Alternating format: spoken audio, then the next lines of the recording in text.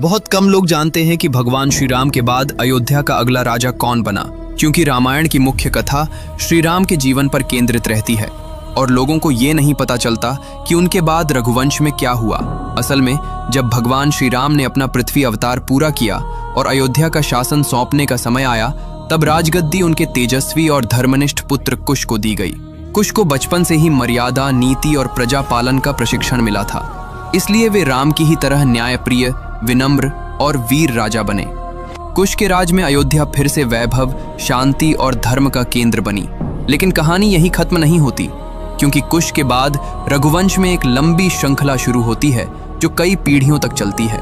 कुश के बाद क्रमशः अतिथि, निषद, नल, नभि, पुंडरीक, क्षेत्रधृति, विचक्षण, हिरण्यनाभ, पुंश, ध्रुवसंधि, सुधन्वा और सुचेता जैसे पराक्रमी, विद्वान और धर्मप्रिय राजा हुए, जिन्होंने अयोध्या की गौरव गाथा को जारी रखा।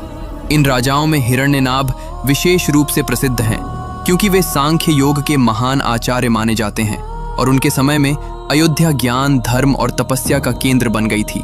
रघुवंश की ये श्रृंखला केवल कुछ पीढ़ियों तक सीमित नहीं रही, बल्कि लगभग 60 से 70 पीढ़ियों तक चली, जिससे ये सिद्ध होता है कि श्री राम का वंश त्रेता युग से लेकर द्वापर के अंतिम चरण तक जीवित रहा। अंत में इस वंश का सबसे प्रमुख राजा बृहदबल हुआ, जो महाभारत के युद्ध में कौरव पक्ष की ओर से लड़े और अभिमन्यु के हाथों वीर गति को प्राप्त हुए।